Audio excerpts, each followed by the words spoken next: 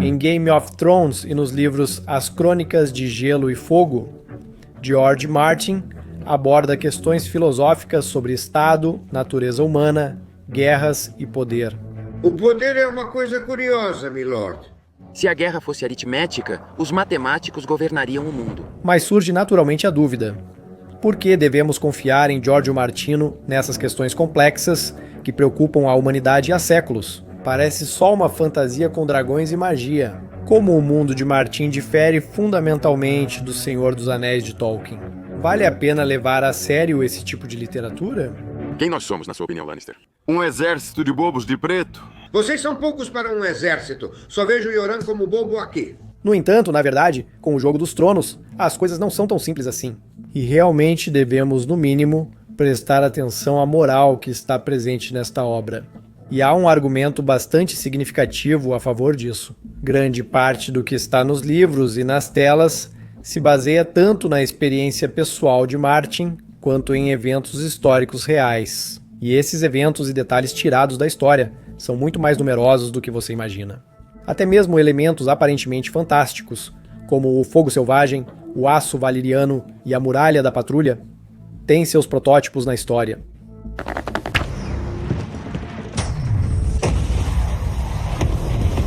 Neste vídeo, analisarei os principais paralelos históricos de Game of Thrones. Também vamos falar sobre a violência nas obras de George Martin. São justificadas as reclamações de alguns espectadores e leitores sobre a violência excessiva.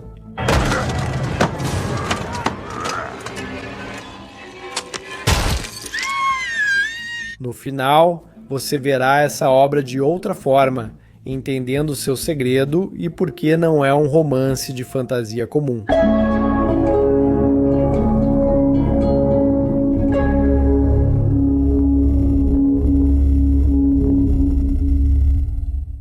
Game of Thrones não é apenas intrigas engenhosas e personagens muito bem desenvolvidos, mas também cenas de batalhas impressionantes. Só a Batalha dos Bastardos já vale muito. 25 dias de filmagem, no mínimo 500 figurantes, 600 membros da equipe e 70 cavalos. Longas horas de material precisaram ser condensadas em pouco mais de 20 minutos de duração. Não é fácil. Milhares de cenas com figurantes, cavalos, efeitos especiais e dublês precisavam ser montadas para que o espectador entendesse a localização e situação dos personagens. Isso exige controle quase cirúrgico do espaço e tempo.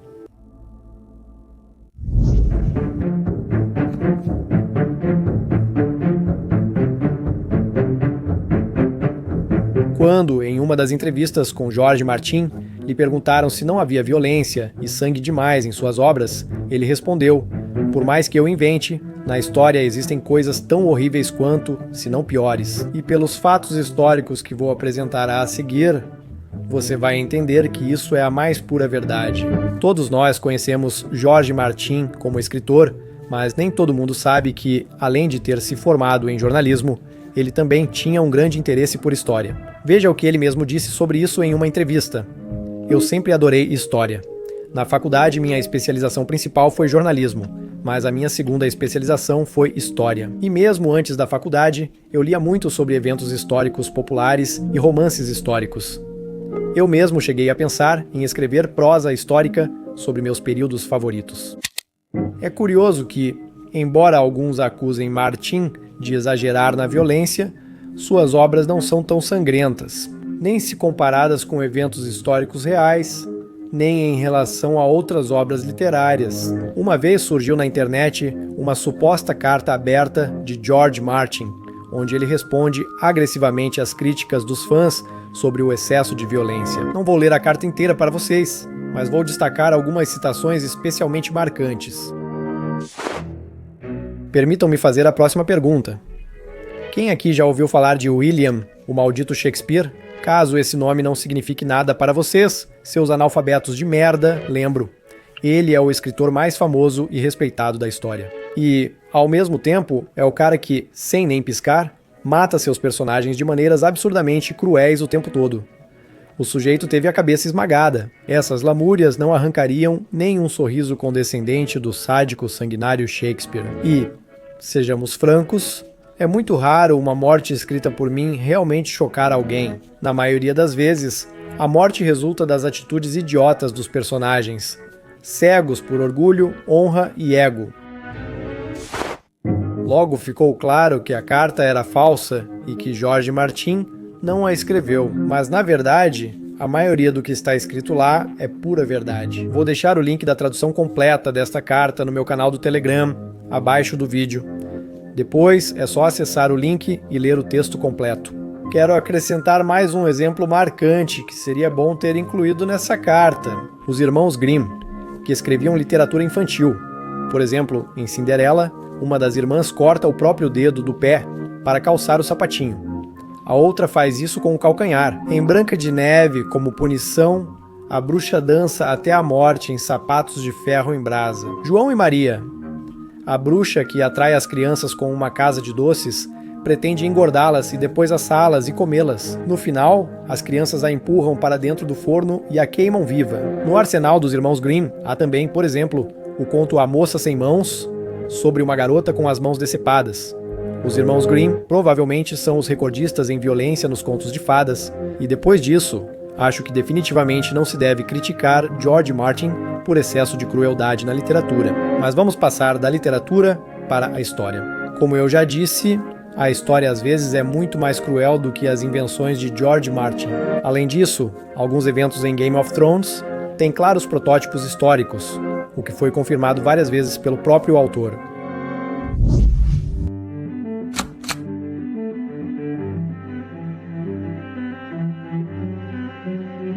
Um paradoxo interessante. Se você pegou uma ideia do romance de um colega escritor, isso é chamado de plágio, e você, consequentemente, é um trapaceiro.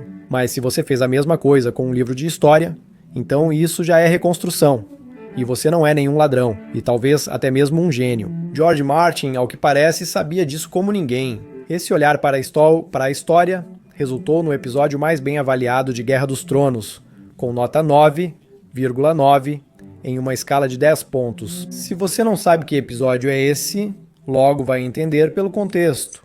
Então, tudo aconteceu na Escócia, no distante ano de 1440, na gloriosa cidade de Edimburgo. Na época, o menino rei Yakov, segundo de 10 anos, ocupava o trono. Jovem para governar, o poder real ficava com regentes e cortesãos. No país, havia uma luta silenciosa e feroz por influência. Cada clã queria tomar para si a corte real e controlar o menino monarca. Entre a aristocracia, especialmente se destacava o clã escocês dos Douglas, os chamados Black Douglases, os Douglases negros. Suas terras, riquezas e exército os tornavam quase iguais ao rei, e isso assustava outras pessoas influentes. Após a morte de Archibald Douglas, o quinto conde, seu filho William, o sexto conde Douglas, herdou o título e uma enorme fortuna aos 16 anos de idade. Jovem, inexperiente e muito rico, o rapaz virou alvo fácil de intrigas. À frente da oposição aos Douglas estavam o chanceler da Escócia, William Crichton, e o nobre Alexander Livingston. A eles se juntou o tio de William, o conde Avondale, que também cobiçava a herança. Juntos, eles decidiram eliminar os jovens herdeiros dos Douglas e, assim, enfraquecer o poder de todo o clã. Certo dia, William Douglas e seu irmão David foram convidados ao castelo de Edimburgo. Parecia que tudo era apenas um gesto comum de respeito. Banquete, música, o rei, comida e vinho. Os irmãos sentaram-se à mesa com Yakov, segundo de 10 anos, que parecia feliz com a companhia e não desconfiava do que havia sido preparado para os convidados. No auge do banquete, trouxeram um prato coberto com uma tampa e colocaram bem na frente do jovem conde. Levantaram a tampa e os convidados viram a cabeça de um touro preto, símbolo da morte e sinal de que a noite supostamente havia terminado. Douglas foi imediatamente capturado, levado ao pátio do castelo e decapitado. Rápido e sem muitas cerimônias. Esse acontecimento entrou para a história como o Jantar Negro, e você já deve ter percebido que ele serviu de inspiração para um episódio de Game of Thrones, o Casamento Vermelho. Seja bem-vindo à minha casa e à minha mesa. Sob o meu teto, você está protegido sob a luz do Sete. O jovem William Douglas e seu irmão Davi são como Robb e seus parentes. William Crichton, chanceler da Escócia, é claramente um precursor de Tywin Lannister. Um homem que não segura a coroa por si mesmo, mas trama conspirações e elimina inimigos usando as mãos de outros. Cortá-los todos no casamento. Explique para mim por que é mais nobre matar 10.000 pessoas em batalha do que uma dúzia à mesa. Alexandre Livingston, ao lado dele, como mais um Lord Frey, secundário, mas pronto para atrair por interesse.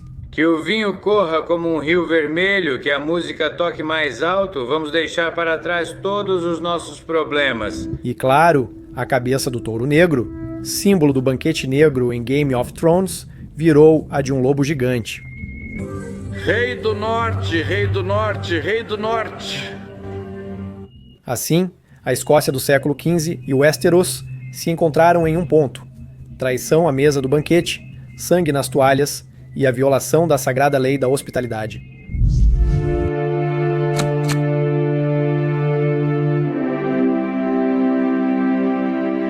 Outro episódio da história que serviu claramente de inspiração para George Martin foi a Guerra das Rosas Vermelha e Branca. A Inglaterra do século XV, apenas algumas décadas após o Banquete Negro, mergulha em um caos sangrento. Quase 13 anos de disputas dinásticas entre a Casa de York e a Casa de Lancaster. O emblema dos York era a rosa branca, enquanto o dos Lancaster era a rosa vermelha. Daí, respectivamente, o nome Guerra das Rosas Vermelha e Branca. Duas casas reais, cada uma considerando-se a legítima herdeira do trono. O rei Henrique VI dos Lancaster é fraco e incapaz de governar. Seus rivais, os York, reivindicavam seus direitos pelo sangue e tentavam defendê-los pela força das armas. O resultado foi uma série de rebeliões, golpes e batalhas que levaram à quase completa aniquilação física da velha aristocracia e de ambos os ramos da dinastia Plantageneta. Os Lancaster e os York. George Martin disse várias vezes que a Guerra das Rosas foi uma das fontes de inspiração para as crônicas de Gelo e Fogo. Os Stark representam os York, nortistas apegados às tradições e terras ancestrais, enquanto os Lancaster são os Lannister. Ned Stark, executado na praça, é Richard York. Em 1454 a 55, durante a doença do rei Henrique, Richard York atuou como regente da Inglaterra. O Lord Edward Stark é assim nomeado protetor do reino e governará como regente até a maioridade do herdeiro. No entanto, após a recuperação do monarca, sua esposa, Margarida de Anjou, conseguiu expulsar Richard do conselho. Tywin Lannister foi inspirado por Richard Neville, o Conde de Warwick, conhecido como o Fazedor de Reis. Foi ele quem colocava monarcas no trono e os derrubava.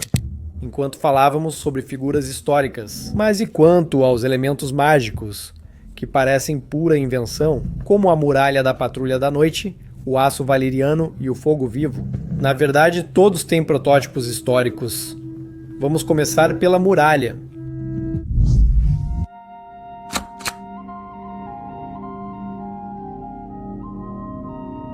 No segundo século da nossa era, o Império Romano atingiu sua maior extensão territorial. Esse foi o chamado Século de Ouro de Roma. Mas com as Ilhas Britânicas, as coisas não eram tão boas para os romanos. O sul da Bretanha era controlado firmemente pelos romanos. Mas com a parte norte havia problemas. Acontece que lá eles se depararam com um povo conhecido como Pictos. Os Pictos não eram uma força capaz de enfrentar os legionários romanos.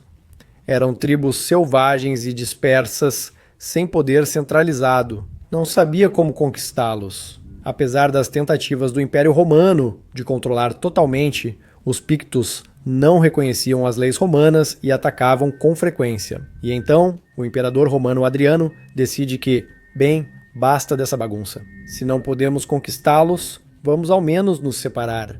Escolhendo um dos pontos mais estreitos da ilha, Adriano dá a ordem: construir ali uma barreira defensiva atravessando toda a ilha. Assim, surge uma muralha de pedra com 117 quilômetros de comprimento e cerca de 5 metros de altura, que se estende de uma costa à outra e recebe o nome de Muralha de Adriano.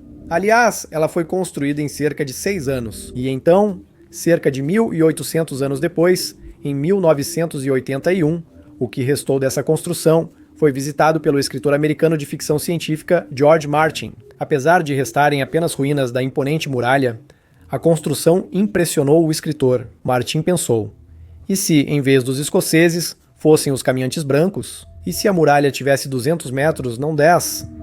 Dizem que foi aí que tudo começou. Essa é a mágica. Basta aumentar a escala e a realidade se transforma em uma fantasia épica. Chegamos! Abram os portões.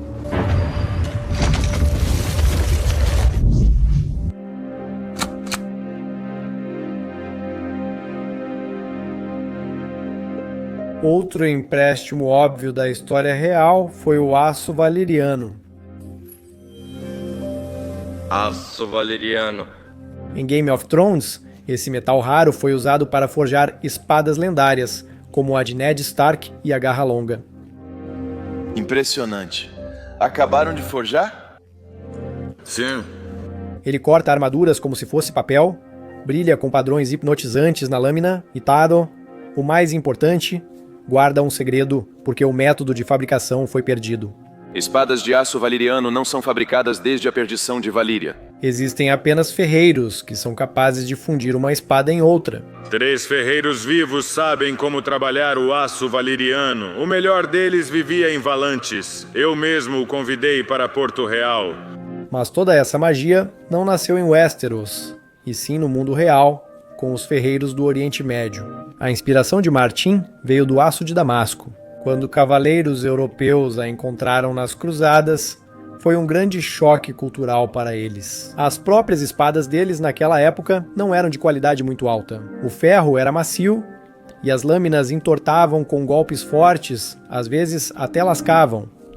Já as damascenas eram flexíveis, resistentes e exibiam padrões misteriosos, como ondas ou névoa na superfície. Ninguém na Europa conseguia esse efeito. Com o tempo, criou-se uma aura de lendas sobre o aço damasco. Diziam que essas lâminas cortavam cota de malha com um único golpe, que nunca perdiam o fio e que seu segredo estava perdido para sempre. Parte dessas histórias são mitos, e parte é exagero. O aço valeriano é o aço damasco levado ao absoluto.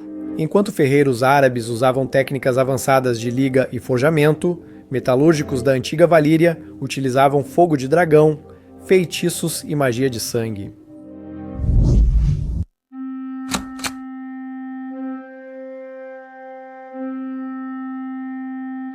Se aço valeriano e damasco são claros, o que dizer do fogo vivo? A substância é fogo que tomou forma, e nós a aprimoramos desde os tempos de Meager. Poderia parecer que isso é definitivamente uma invenção fantástica de Martin. A substância queima tão forte que derrete madeira, pedra e aço. E claro, carne. É improvável que algo assim pudesse existir na história. Mas não foi bem assim. Olhem para este desenho. Ele data do século XII e mostra eventos de 4 séculos antes. Uma batalha naval dos bizantinos contra a frota do coronel rebelde Foma Slavianin nos anos de 820 e 1 a 823. Na miniatura, vê-se claramente o navio bizantino lançando fogo e o inimigo sendo envolvido pelas chamas. Será que isso é algum tipo de lança-chamas antigo? Aqui está uma imagem do uso do chamado fogo grego. Os próprios bizantinos, aliás, o chamavam de outra forma. Na maioria das vezes, fogo líquido, às vezes fogo do mar. O fogo grego, inventado pelos bizantinos no século VII, é uma das armas mais misteriosas da antiguidade e foi essencial para salvar os bizantinos da frota árabe. Após a morte dos dragões, os Targaryen mantinham o poder apenas pelo fogo selvagem.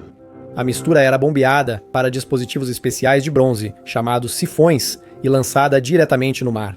Os potes são carregados nas catapultas e lançados contra o inimigo. Se o fogo comum podia ser apagado com água, o fogo grego só ficava mais forte.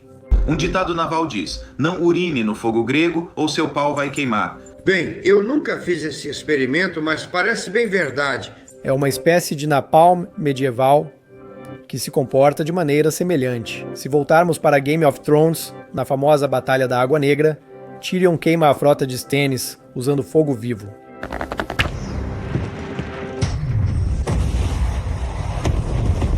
E o que é isso, senão uma alusão direta às vitórias bizantinas com o uso de fogo líquido?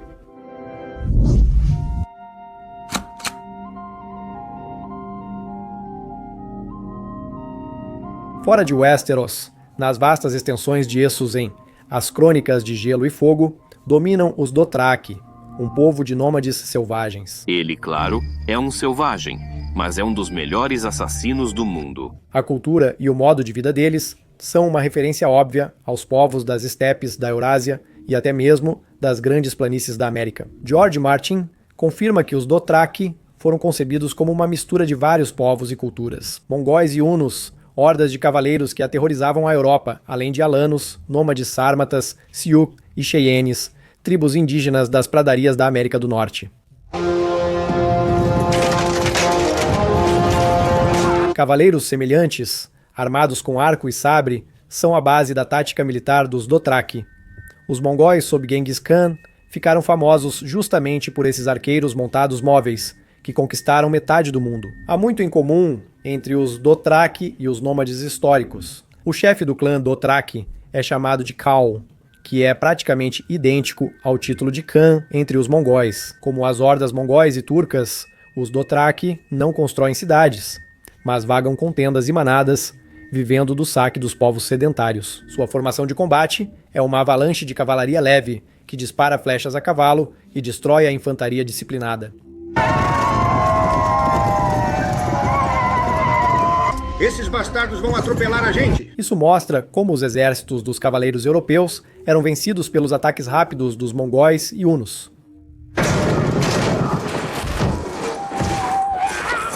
A semelhança está até nos detalhes. Os Dothraki usam longas tranças, assim como mongóis e índios das pradarias para quem cabelo comprido tinha valor cultural. Entre os Dothraki, o Khal cortava a trança se perdesse em combate como sinal de vergonha. Ele tem cabelo comprido. Quando um Dothraki perde uma luta, ele corta sua trança para que todo mundo saiba de sua vergonha. Claro, Martin também adicionou elementos fantásticos. Os Dothraki têm uma língua e uma cultura unificadas. Já os nômades reais eram divididos em muitos povos e tribos. Mas isso é uma simplificação artística. O mais importante é que a beleza selvagem e o romantismo cruel das estepes foram retratados fielmente. Não é por acaso que muitos leitores sentiram nas cenas com Khal Drogo ecos da biografia de Átila e Genghis Khan. Martin reuniu conquistadores a cavalo, dos hunos aos Sioux, criando uma imagem coletiva nos Dothraki.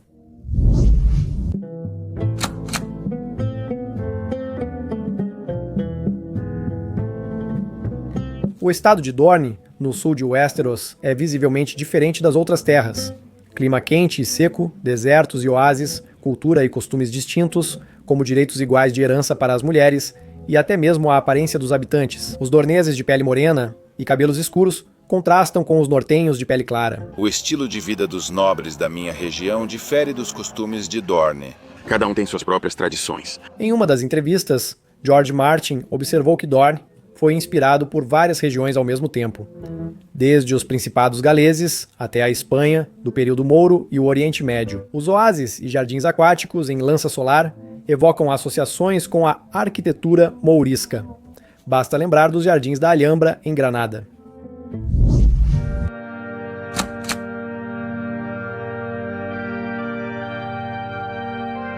As cruzadas medievais são mais uma camada da história que se refletiu em A Canção de Gelo e Fogo. George Martin mencionou diretamente que a Era das Cruzadas serviu de inspiração para ele. Nos livros, há grande foco nos conflitos religiosos e no embate entre fanatismo e poder. Diante das leis dos deuses, todos são iguais. Temas que eram relevantes para a época das Cruzadas. Esse é o seu jogo. Ele é muito antigo, bobo e nada convincente.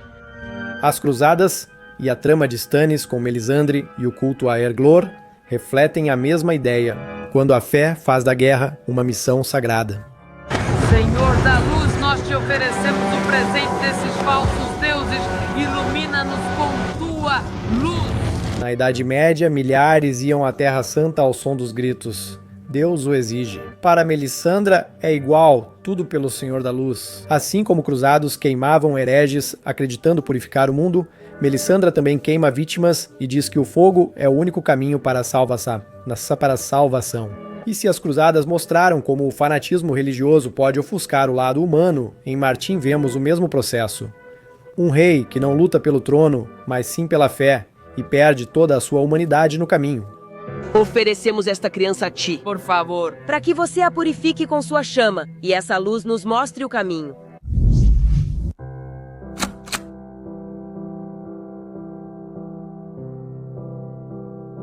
A história inglesa e a francesa influenciaram fortemente Game of Thrones. George Martin fez um reconhecimento especial à série de romances históricos, Os Reis Malditos, do escritor francês Maurice Druon, que descreve o drama da última geração da dinastia Capetingia e o início da Guerra dos 100 Anos. Martin até chamou a série de Druon de a verdadeira Game of Thrones e disse abertamente que se inspirou em seus livros ao criar sua própria saga. Foi de lá que tudo aquilo que amamos em Game of Thrones migrou para os livros de Martin. A luta implacável pelo poder, alianças de bastidores, intrigas e traição. Por exemplo, Druon apresenta a personagem Mago, irmã do rei francês Filipe IV o Belo. Só que, a pedido do rei... Não sei como você conseguiu convencê-lo a organizar nosso encontro. É impossível não compará-la a Olenna Tyrell, a Rainha dos Espinhos. Nós ensinamos bom senso a eles, mas o vento leva isso embora de suas cabeças. Mas eles governam o mundo. Na minha opinião, isso é extremamente ridículo. A mesma língua afiada e o mesmo pulso de ferro. Mago agia com sangue frio. Não tinha medo de enfrentar os mais poderosos e era um mestre das intrigas palacianas. Além disso, foi Mago quem recorreu a um de seus truques favoritos, o veneno. Em Os Reis Malditos, ela envenena o inimigo, que morre rapidamente. Não é mesmo? Assim, eu tive sorte. Não te lembra nada? É uma cena horrível. Sabe, antes eu não sabia como aquele veneno agia. Curioso que o próprio Maurice Druon também não tirou tudo isso da cabeça e se inspirou em uma história real. A imagem de Mago é em grande parte uma projeção de uma pessoa real, Matilda d'Artois.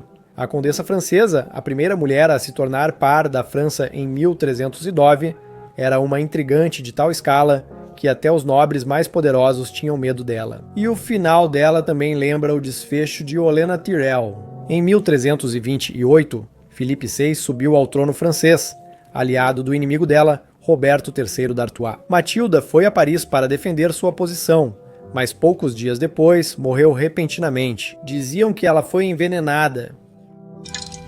Vai doer? Não, eu já providenciei. Tudo bem.